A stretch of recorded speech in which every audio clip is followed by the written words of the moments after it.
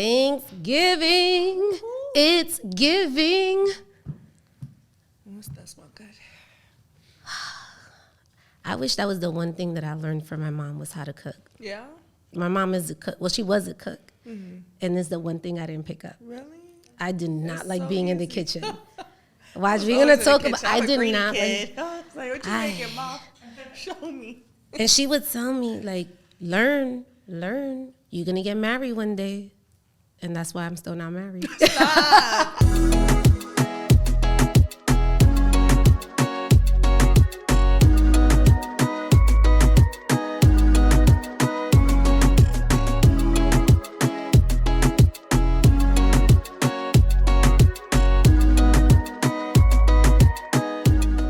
What's going on? Welcome to Growing Up Latina. I am your host, Alyi V, and I am so excited this week because we're celebrating Thanksgiving. Well, thanks vegan, okay? And I'm super hyped because you know how they say the way to a man's heart is through his stomach? Well, the way to Alyi V's heart is through her stomach. You guys know I'm a big foodie. I always speak about it on past episodes, how mommy raised me with ensalada de mayonesa, arroz con gandules, pernil, mangú. You know, I eat that every Saturdays. So I'm super hyped to have Lyana Blount, the CEO and founder of Black Rican Vegan. Yo, I'm hyped to have you. Thank you so much for coming on. Thank you for having me. Appreciate it, for sure. Thank you. Let me tell you how I even got introduced to Black Rican Vegan. So last year, Alyi V, who was on the show, she had like a Friendsgiving, and she sent out a text, and she's like, hey guys, so we're gonna have this Friendsgiving, but everything is going to be vegan. And I was like, I don't know about that. Like, I'm Puerto Rican and Dominican. You can't play with me like that. Like, how do you have a vegan Thanksgiving? And she said, trust me, you're not even gonna notice a difference. So then my question is, why are you even telling me? Like, for that, don't even mention it. Let me just eat the food. I ate the food. Girl, I said, who made this food? She said, Black Rican Vegan. And ever since that day, I started following you. I was reposting. I was obsessed. Still am obsessed with your food.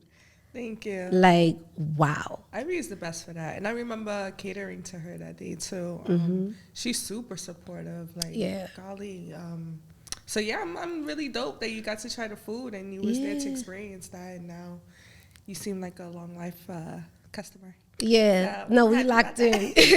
We locked in. But how did you even get started with the cooking? And, you know, like I told you before, like off camera, I did not like being in the kitchen at all with my mom. And she was always telling me, like, make sure you spend time in the kitchen, learn how to cook. This is the only way you're going to get married, and still not there yet. Me either. So. But do you genuinely enjoy cooking? Yeah, I genuinely enjoy cooking. I've been cooking since I was like 8 years old. Oh my God. I would watch like my uncle and my mom cook in the kitchen. And at the time, like, we didn't have social media and stuff like that. So it's either I play with my siblings or I go bother my mom and stuff. Yeah. So I would just go in the kitchen, just being the curious little girl that I was. And I don't know, it just seemed interesting to me. It seemed something fun to do and to put together something that you could eat, and, you know, seemed cool to me. And then I started to learn. My uncle started to teach me. My mom started to teach me. I was kind of like self-taught. So it became to a point around like 12, 13 years old that I would be responsible for cooking for my siblings because I knew how to cook.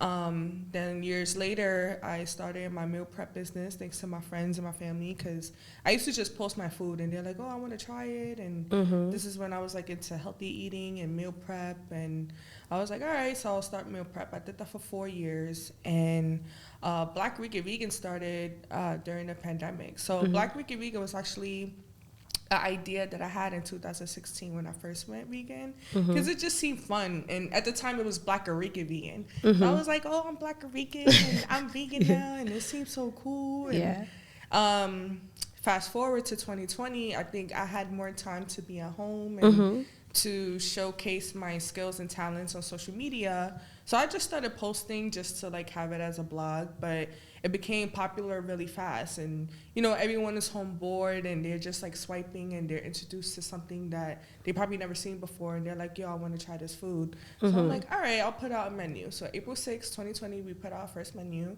And now we're one of like the top vegan businesses in Talk about New York City. We travel to Miami, we travel to Los Angeles. We always sell out. We always have long lines. Like, people want this food. So yeah.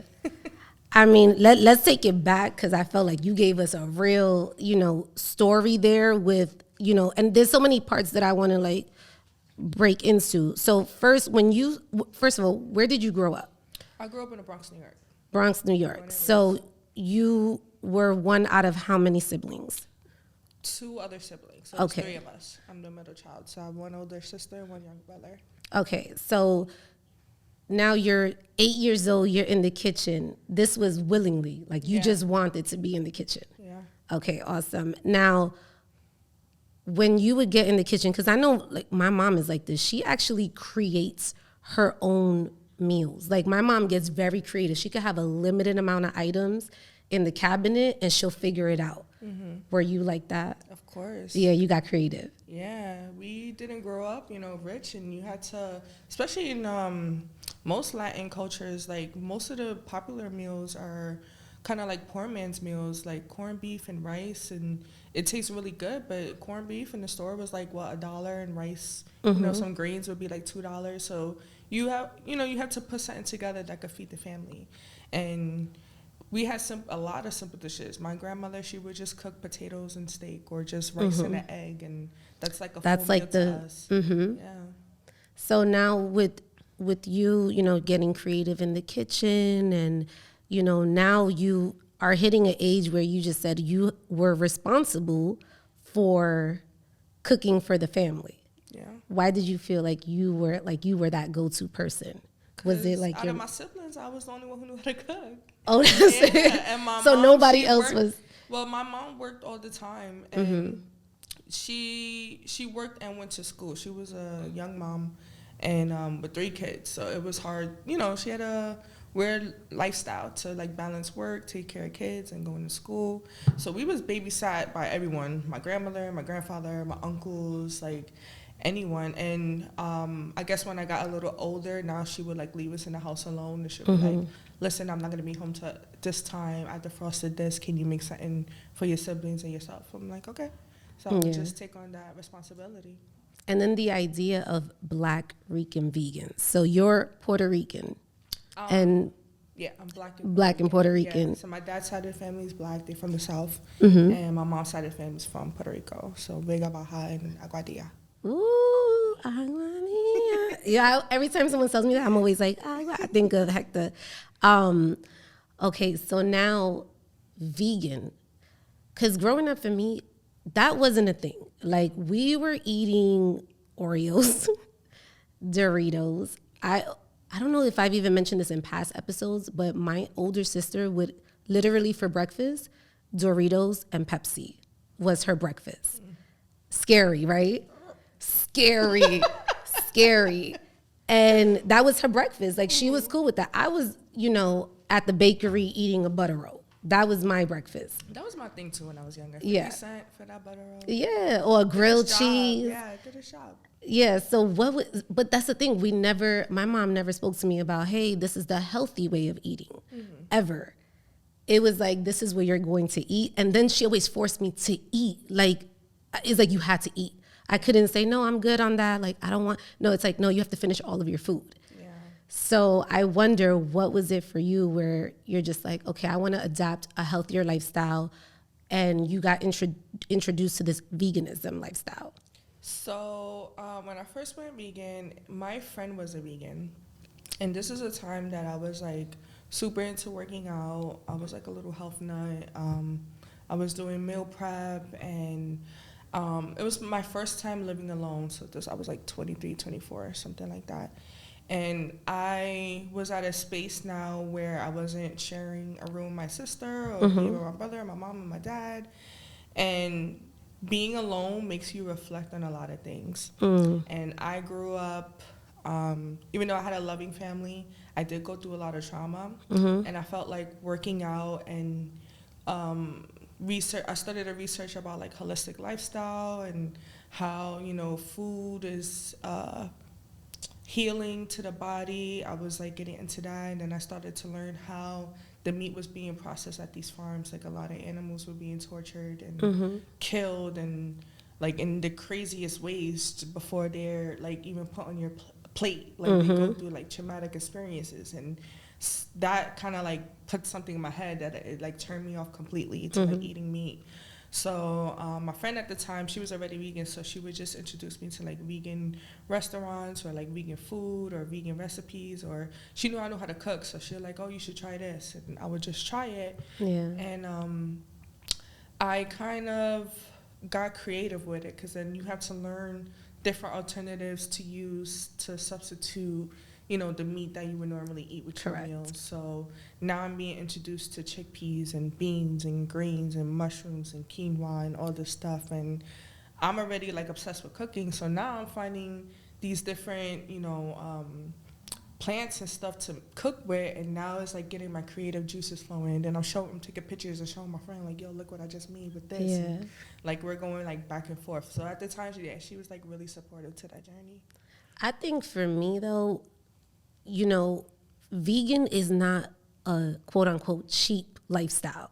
Like you really have to invest into eating healthy.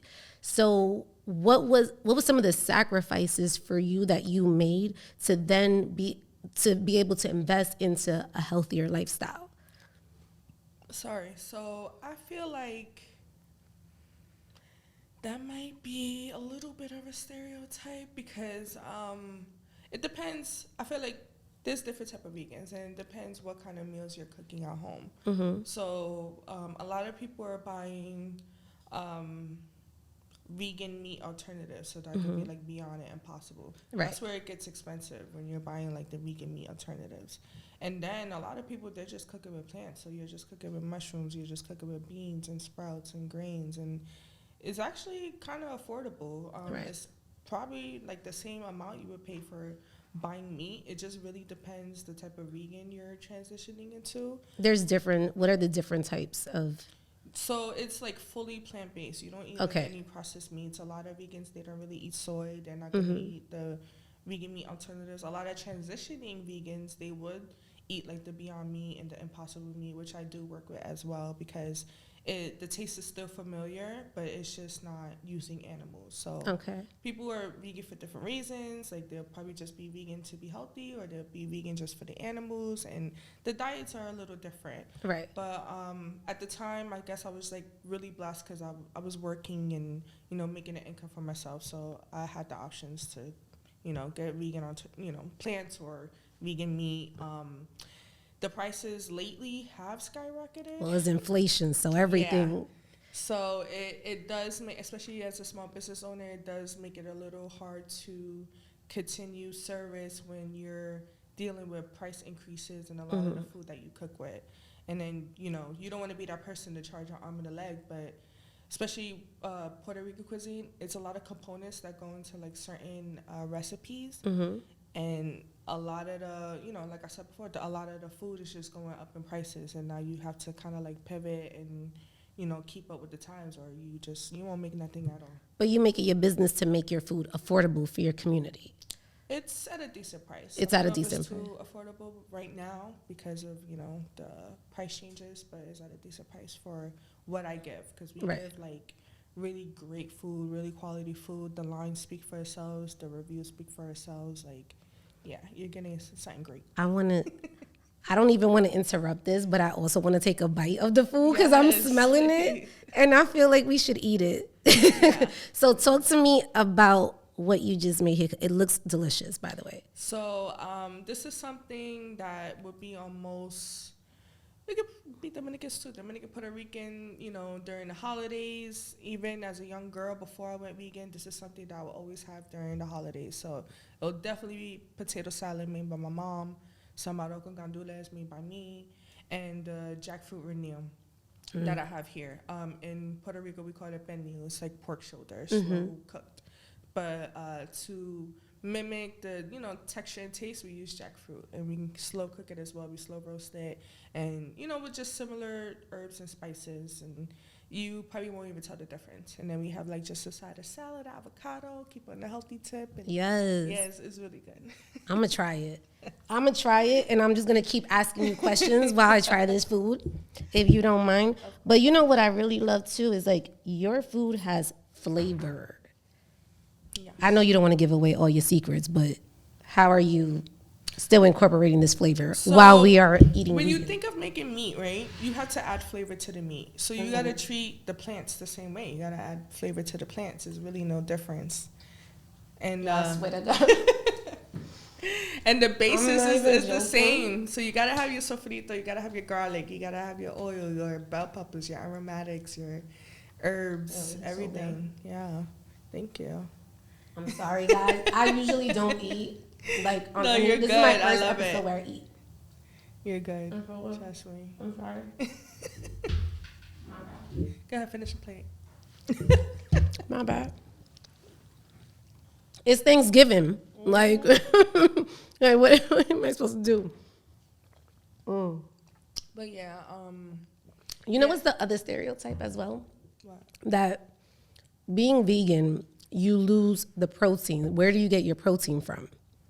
Well, everything you eat kind of has, you know, its own protein in it. Mm-hmm. But for vegans, we get it a lot from the beans that we eat, grains, quinoa, tofu, soybeans. Like, it's in a lot of the foods that we do consume. So I don't think there's a lack thereof. And, you know, there's also other alternatives if you're not big on how to find it in like food sources. You have like protein shakes, protein powders, vegan ones. So yeah, this is out there. What about how you started the company? Because this is interesting. So you had a full-time job. Yeah. I So had like 3 of them at the time. 3 full-time jobs? Not 3 full-time. I had, so it was weird. I was kind of like going crazy. So I was working at a rooftop. I was a bartender. Okay. And then I was working at a school part-time. I was doing payroll. And then I was a health insurance advocate, something like that. Mm-hmm. So I would just be on the phone lines helping people with like their health insurance. That I did full time, and it was remote. Okay. So like when I was working at my part-time job, I'm on the phones at my other job, like working, and then after those jobs, I'll go on the rooftop in the night and bartend. And then during the pandemic, I was only working the school and the health advocate job because, of course, at the rooftop, nobody, you know, social distance. So that wasn't even a thing at the time. So I was still working 2 jobs and then still doing Black Rican Vegan. So I would do Black Rican Vegan. How? What was your time schedule like? So what time? I just made time. So wait, you woke up. Wait, I need to understand scheduling. So you woke up at what? 5, 4, 6? I woke up at like. I just gave you all time. Yeah, I'm like 5, 4, 6. It depended on the day. On the day, okay. Yeah, so if I had to travel, because I still had to go into the school to do the school stuff. Right, because we were still in school. Yeah. So this was like a little bit before the pandemic. No, this was during the pandemic. I was working under the engineers, so the cleaners still had to be in the building, and I had to like do payroll for them. Okay, got it. I still had to go in. So that was 2 days a week. I would have to be there at like 8 or 9. And then the other job we started at, I want to say 9 a.m. So I was up at like 7, 8. Then I would finish the day around 5, and then I would prep. So this is when I was still working at home. So I would like do my groceries, and then I would prep. I would do. And this is just you. No one's helping you. Yeah. Wow. So I would do the pre-ordering stuff on Wednesday. So Wednesdays at 12 p.m., the website went live. Everybody would pre-order. There was times that we sold out in 5 minutes, and I'm at home like, all right. And I would do this on my lunch break at my jobs.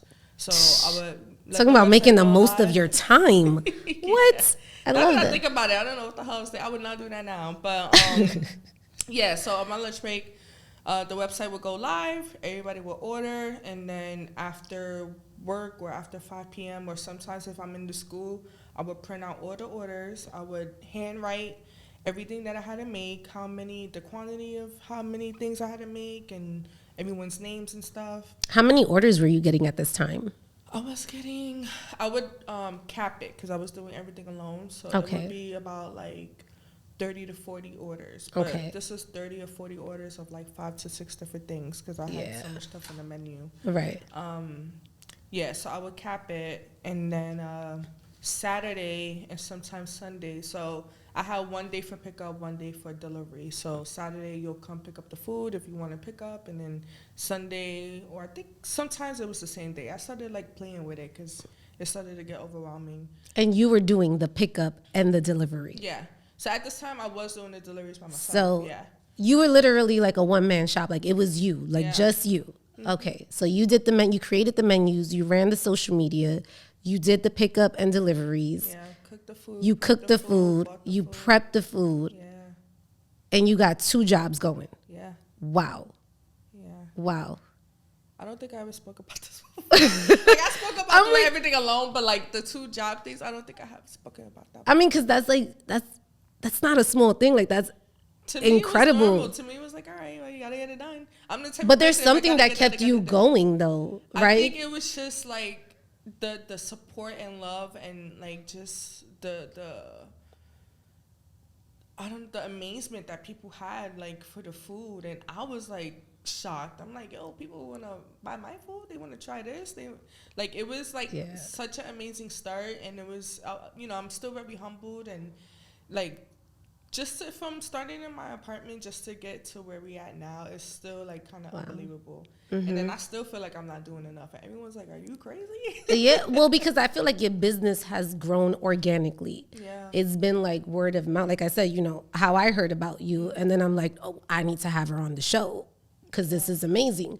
So I think when I look at you, I'm like, wow, this is like a real organic growth. This was nothing that, I mean, we saw the growth, and it seemed like it happened from one day to the next. But now that you're speaking about it, you're like, no, I've been doing this for a little minute with 2 jobs. And when did you start building a team?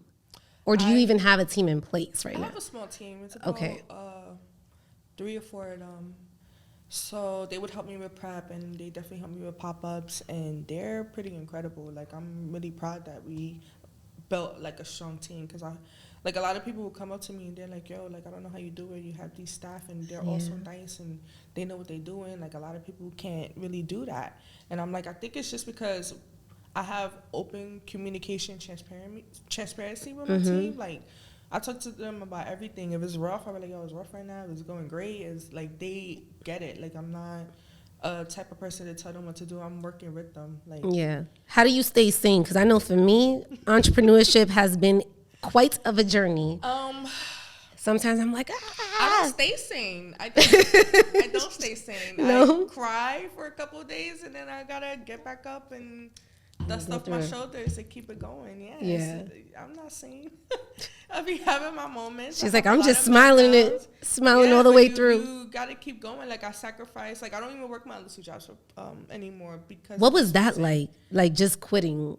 Because I was in that situation, and it was very fearful, but like that moment that you actually decided, one of them was hard because I really liked the job. It was the healthcare advocate stuff. Mm-hmm. And at the time they had me as a temporary position, and then they wanted it.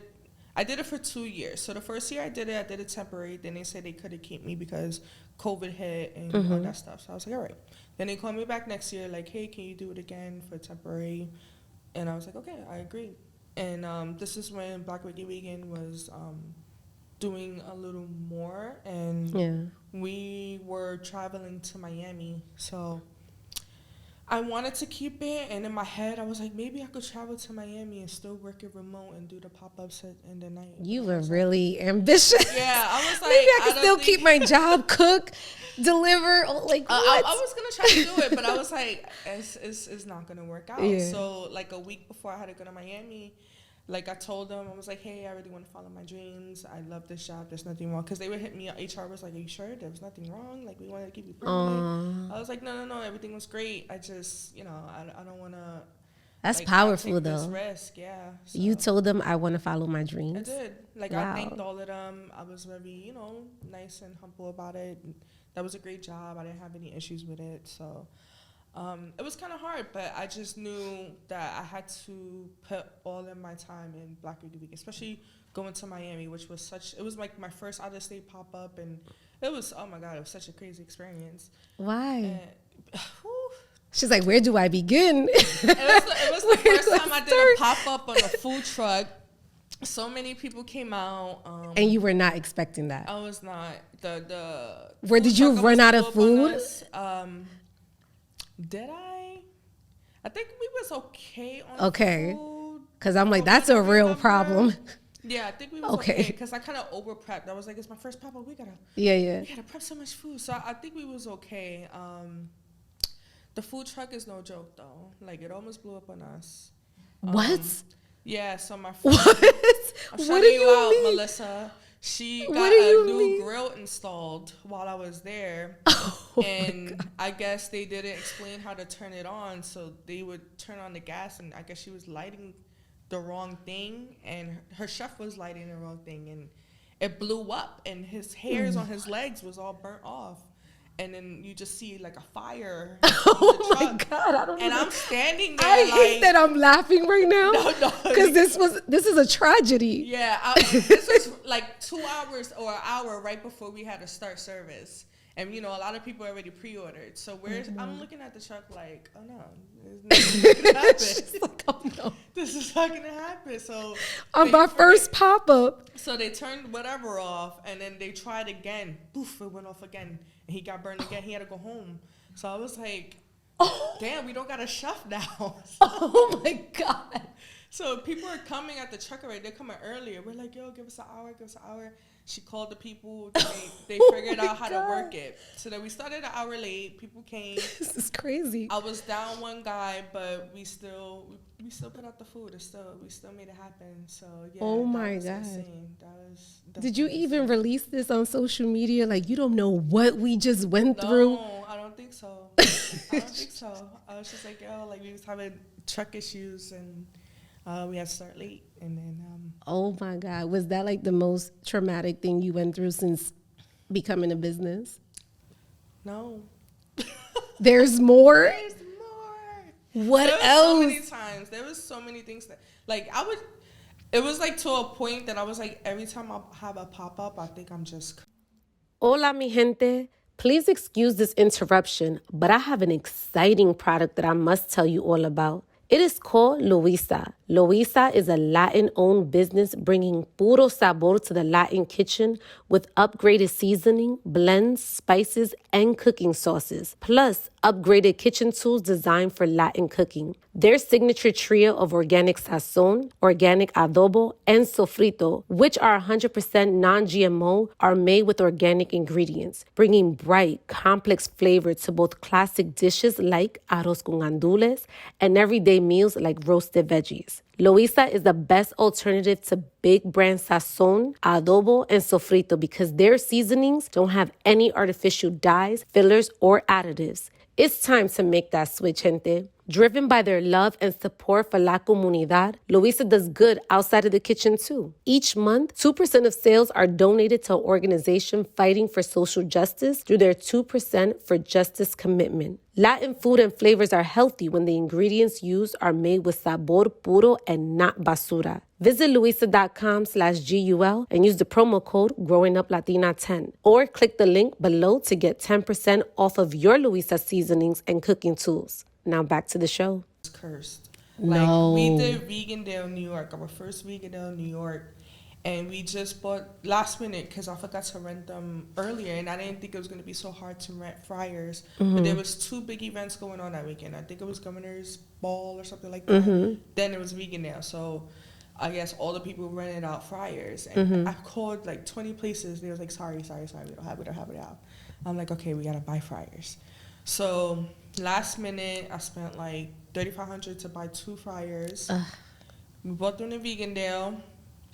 We found out none of the fryers work. Yeah. What? So our home menu was pretty much fried stuff.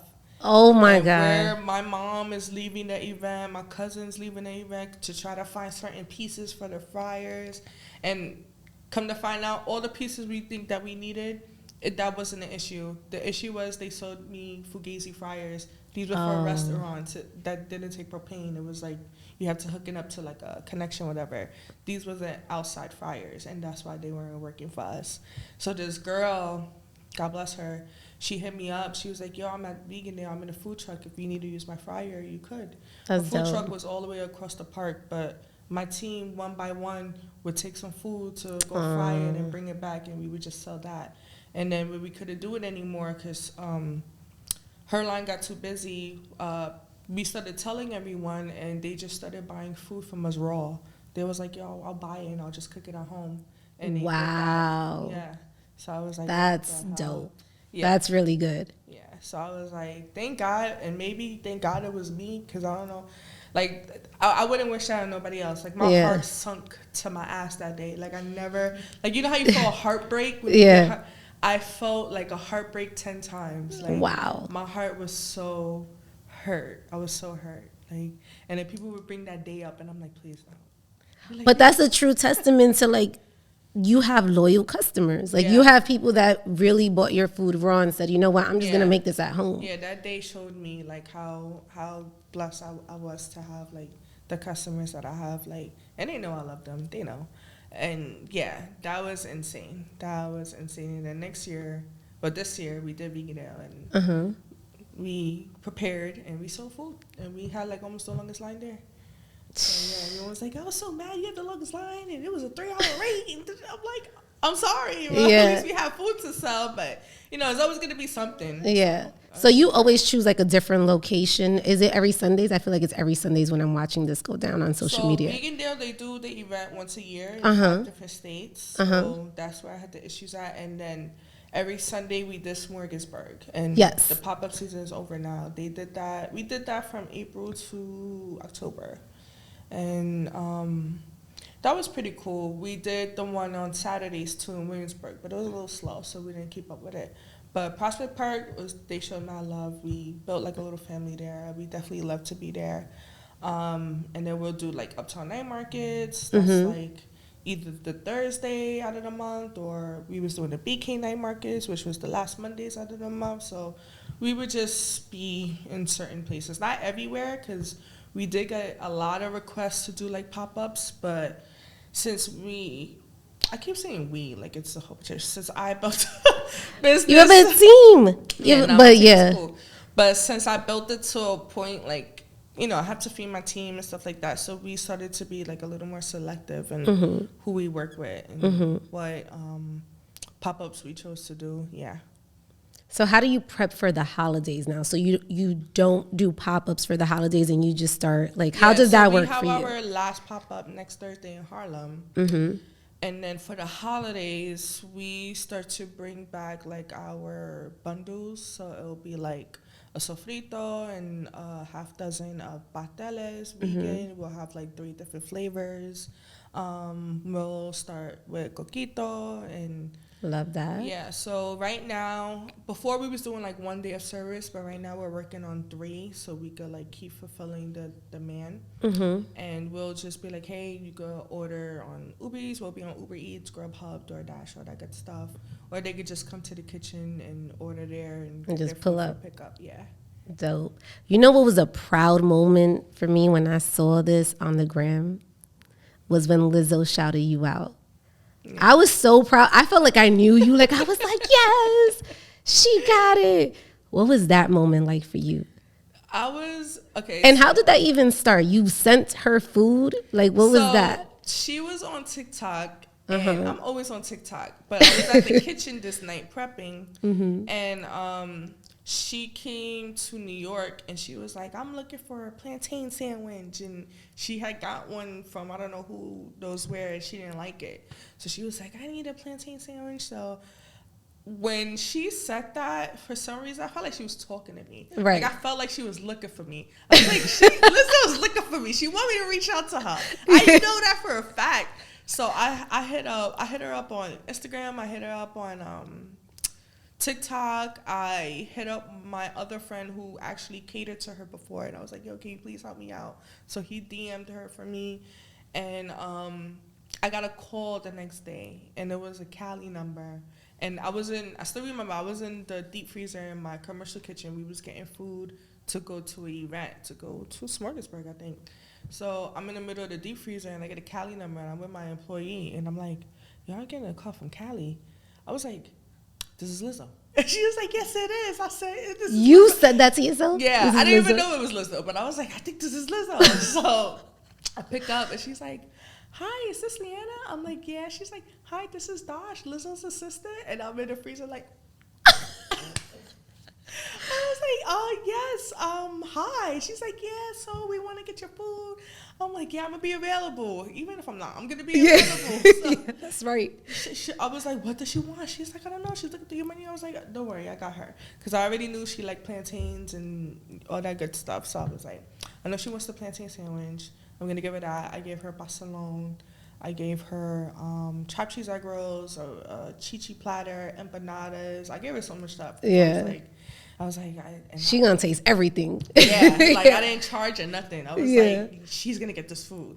Yeah. So she sent me the information of where to drop it off, and I dropped it off, but I didn't get to meet her. So that's what like began my anxiety because I don't know, in my head I had this expectation that I was gonna meet her and I was gonna be da da da. It didn't work out like that. I got to the spot, I had to leave it with someone. They was gonna take it to her. For those, I think it was like 2 or 3 days, I could not sleep. Like I was tossing and turning. I was like, I don't know if I felt Lizzo. What if someone prank me? What if like they got my information from something else? Like I thought I felt some stranger. Right. So then I think it was like that weekend. This was like she just dropped special. She was in New York doing like Good Morning America, all this other stuff. So she was like doing a lot. And then I was really happy because when I dropped off the food, I saw 3 days later, because she had posted it, that she took the time out to eat the food and review it and then posted it on TikTok. And her assistant sent me the video and I was like, oh my God. So I sent it to everyone I know. I was like, yo, let's eat my food. And yeah, that was an epic moment. And then it got even more crazier because like a week or two later, I'm just home out of my business, and then my friend, I haven't spoken to him in so long. Like I was like, why is he messaging me on Facebook? So he like sends me a message on Facebook, and he's like, yo, Lizzo just shouted you out on Hot Ones. I said, you lying. He was like, no, for real, like I'm really proud of you. And he goes, to be exact, it's at the 10-minute Oh, he timestamped it for you. I was like, wait, well, I was like, no, I'm gonna watch the whole thing. And then I was like, no, I'm not. So I fast forward. And Sean Evans, he's like, yeah, so about the plantain sandwich, you was looking for the best one in the world. How's that journey been, or your hump been, whatever? She goes, yeah, I had a really good plantain sandwich at Black Rican Vegan. And then she described it. I was like, wait, what? Yeah, that's was like amazing. An insane moment. Because I do watch Hot Ones too. And it was like, wait. She shouted me out Hot Ones? Like, it was surreal. I was in my house screaming. I was like, yeah, I think my neighbors think I'm dying. Yeah. Oh, my God. It was a crazy moment. It was and shout out to Lizzo. Like, she's such a, like, genuine, like, humble, like, supportive person. Like, for real. You have to meet her. Yeah. I feel like we need to make this happen for you. Maybe. Let's see what happens. Who else? Like, what other celebrity would you want to, like... So many. Yeah. I feel like, and I always tell people this, like, Cardi B, because I feel like she has an eclectic food palette. Like, Cardi B eats anything. Like, she be dissing vegan food sometimes, but I'm like, I think because she hasn't had my vegan food, but she eats, like, squid and eyeballs and fish. I'm like, she would definitely like my food. Like, yes, she does. Bad Bunny, like, just for the culture, like, he has to. Like, he has to try it. Who else? Rick Ross, because I've just always been inspired by his hustle. I like his boss movement. And DJ Khaled, because I like his energy. Yeah.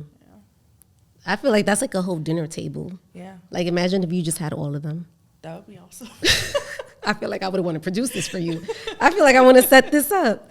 Now, talk to me about your social media, because that's also been like a huge thing for your business. How do you know what to post, when to post, the pictures you're taking, like? So when I was taking the pictures, I brought like these little replica surfaces, went in my bedroom when there was natural light, took my iPhone out and click and posted it. So I don't have like a professional camera. I don't have a professional. You don't have like a social media calendar going for yourself. Like, I'm gonna post this today. I just be like, what I told myself is I have to post every day. Like, I have to stay consistent. So I always have to have something in my story. I'm laughing because my producer is always telling me that you have to post every day. But it's not my thing. Yeah, it's hard. It's hard. It's so hard. Of work. It's very overwhelming. Even like if I miss a day or two of posting, I'm already like anxious, and I'm like, oh my god, like they forgot about me already. Like I get crazy about it. Yeah. Like I need to post every day. So now it's every day. Like I get so much footage now, even if it's like customer feedback or if I'm in the kitchen, you could just make content out of anything now. You do a couple shots, put it as a reel, put a song over it, and then you got content. So I just start making stuff up. Or I'll just be like, if I'm with my team, I'm like, yo, what's popular on TikTok? What sound is popular? Let's make something. Or I'm doing a new dish. Let's just post it. Or my thing is it always has to be a call to action. So it's like, I'm going to post this dish, and I'm going to be like, all right, well, if you want this dish, or if you want to learn how to make it, or if you want this recipe, buy my cookbook here, or go on the website this time, or subscribe to the mailing list. Like, give the people something to do. Right. It, instead of just looking at a picture. You're right. Another real moment for you was you manifested your book. Yeah. That was a big moment. So you put up this post on social media and you said, this is just for manifestation purposes only. So it was like, this was just for you. It was a picture of you, and then you put Black Rican Vegan cookbook. Yeah. And then a year later, you reposted it and you said, I'm coming out with a cookbook. Yeah. That's crazy. That was crazy. And I didn't even So you believe in like manifesting? I mean, of course you do. You manifested the book. So, I mean, yeah, of course. Yeah. So do you do that often where you just, Even with Black Rican Vegan, I told you, it was a thought I had in 2016. And I remember I was talking to this guy, he was in my house. And I was just like chatting. Sometimes like I'm a dreamer, so I would like just start talking and get excited about something. Yeah. So I was like, yo, Black Rican Vegan, like it's gonna be a big thing, and it's gonna be so controversial, and it's gonna be everywhere, and like can you like envision it and all that stuff? And then like 4 years later, it is a big thing. And the same thing with the cookbook. A lot of people kept asking me for a cookbook, and I'm like, well, I don't know nothing about how to do a cookbook, but I could try. And I kind of told myself, like, I'm not going to rush myself into a cookbook. I even did, like, funny memes about it. Like, y'all keep asking me for cookbooks. I'm not going to rush one. Right. And something, like, in my soul was just like, just wait. You're going to get a book deal. You're going to get a book deal. Something's going to happen. I don't know. Something's going to happen. So I waited, and I almost, like, did it on my own. My friend at the time, she was doing one on her own, and then she was, like, giving me resources to all the people like she was doing it with. So I was considering that, but I'm like, I'm not too sure. So I made that post, I left it alone, and then I had gotten an email from a book publishing company, and they was like, hey, we want to help you write a cookbook. And crazy. It didn't even feel real. I was like, I don't know if this is the real deal. I don't know. I'm skeptical. That's and insane. Yeah, like I would have looked at that and said, is this a spam? Is this really happening? Yeah, I didn't even, like, we had the FaceTime call and everything. Wow. And I'm like so stoic because I don't know whether to believe it or not. And then I think once we saw the contracts, and then once she had me like send like sample recipes, it started to get real. And then what made it super, super real was, I think it was like a month ago, I was just randomly on Google. I had to change the times on my business thing because I'm like, okay, I need to start delivering pickup, so I need to change like my Google time. So I Google myself, Black Rican Vegan, and I have like 3 pages of like just Black Rican Vegan stuff, my reviews, all my stuff. So then I see a link and it says, oh, Barnes & Noble is Black Rican Vegan. I'm like, wait, what? So I click it. And it's my cookbook. And it's like, available for pre-order on Barnes & Nobles. I was like, wait, what? It's available already? God. Like, and it's like, cover to be revealed because we haven't did the cover yet. We're still doing photos. Yeah. So I was like, oh, snap. Like, I have a cookbook. I have a cookbook right now. What the hell? Then I checked on, something told me to check on Target. So I checked on Target. The book was on Target. And then people started to pre-order the book already, and then someone sent it to me. They're like, oh, it's on Amazon too. I'm like, oh my God, it's on Amazon too. It's everywhere. Yeah. So, wow. Yeah, that's what made it like super, super real for me. So what are some of the things we can find in the cookbook? The most amazing recipes you'll ever see. Heard you. Nah, it's very like nostalgic. It's a lot of storytelling. I talk about a lot about my family. I talk a lot about the dishes and the taste and what you're gonna be like excited to make. It's very innovative. It's like a lot of unique, meals that are being prepared and mind-blowing meals. Yeah, it's Black Rican Vegan stuff. It's a lot of good stuff. It's colorful. Yeah. It's everything you want. So wait, are you still, no, I feel like you have the cover now, right? It's the turquoise. I saw something on the gram. Yeah. Okay. They put that as like the temporary cover. Okay. But we don't have to. Well, I love that too. I was like, oh, that's colorful. I love it. I'm feeling it. Yeah. All right. I'm Can we get a little? about it. Yeah. What are you thinking of for book covers? I think I just might have like a certain couple of like dishes, like okay, like a table setting, and then Black Rican Vegan bold letters. Okay. Yeah. I'm sure this is not like the end of what you would want to do. So you go from cooking to now author, like legit. Yeah. What else? Everyone's asking me for a restaurant, so we might do something small and cute. Yeah. Where? That we don't know yet, because we was really going hard to try to be in the Bronx, but it hasn't really been working in our favor, just due to like the economy and what's available and just the stuff we had to probably do to like get one. Mm-hmm. I feel like if we start somewhere else first, we could always expand and come back to home. So yeah, I was really stubborn on doing something in the Bronx, but I'm starting to realize that might not be in my favor. I feel like the Bronx needs it. Oh yeah, it definitely do. It definitely do. I definitely know that. But I feel like you know, and it's one of those things where we don't have enough of it.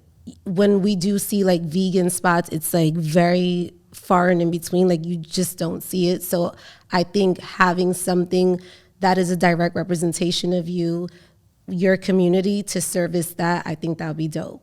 yeah. I feel like we should help you with this process because we need it. We need it in the Bronx. We just don't have it. We don't have those type of resources. So something that, if not the Bronx, where else? Harlem or Brooklyn. I like Harlem. Yeah, it's close. Yeah, It's close. I like Harlem. All right, I have a few questions for you. Well, what advice would you give for people who want to make the shift into veganism? I would just say take it day by day. So just start slow. Like just start to swap out little things. If you use mayonnaise, just use vegan mayonnaise. If you use, I don't know, when you make your rice, instead of using like the chicken bouillon or something, just make it without it. Like start small. Mm-hmm. What's your favorite dish? Ooh, it's hard. I have a lot of favorite dishes. She's like, everything. No, seriously. I love my empanadas. I love your empanadas. They're bomb. They're so good. They like transport you back to like. Yeah, no, it's really good. Like yeah, I tell everyone that. I'm like, it's like you're eating a bowl or something. We was literally fighting at Ivy's Thanksgiving. We was fighting for your empanadas. That's crazy. It was like that one last love. We were like, nah, we gonna have to divvy this up. Right? Everyone took a bite each. Yeah. No. Have you ever made something that didn't hit? Yeah. What was it? A couple things. One of them that I tried to do was like a jerk chicken, but the method was okay. The jerk sauce that I used was way too salty and overpowering, and at the time I didn't realize that I was supposed to mix it with something or like dilute it. Yeah. I used like almost the whole jar to make these things, and they were just so salty, and I didn't even realize. And people was like, "Yo, I love you," but no, This ain't it. Damn. Damn. Yeah. I hear you. All right. What is one dish you could eat multiple times a week and not get tired of it? Empanadas. I was gonna say that too, like empanadas for me. Oyster mushroom burgers. I love chickpeas because you could do so much different stuff to it. Curry, roasted, saute. Arroz con gandules. Yeah, I got a couple things. Okay. And just because there's a lot of entrepreneurs that watch this show, what would you say is something that you learned from in terms of like you made a mistake? Maybe it was the operation of your business, the system behind it. What was a mistake that you've made that you learned from it?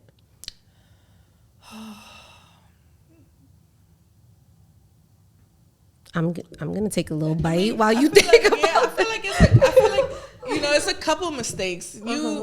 And this is the thing, you don't, especially as a first time, like, small business owner, you don't know what you're getting yourself into. You're gonna make a lot of mistakes.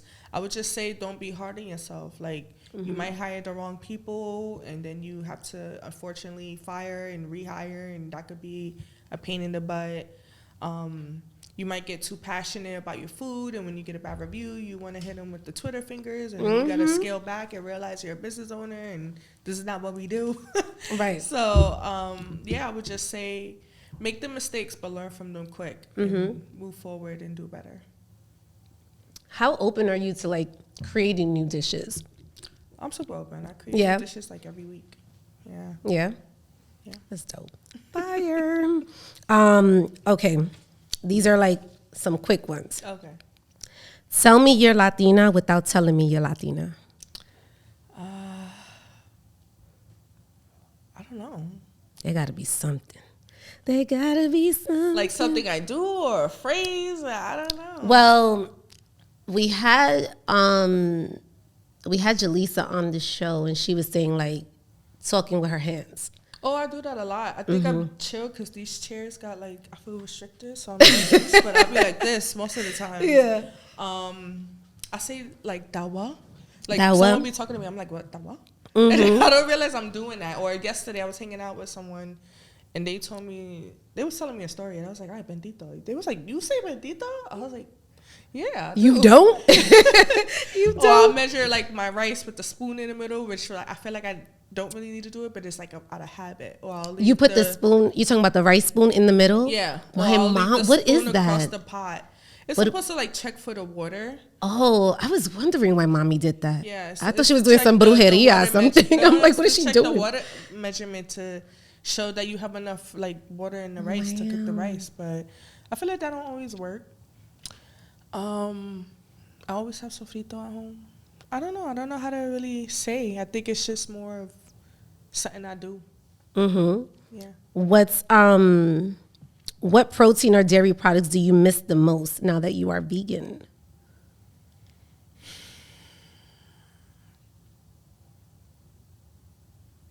Sour cream?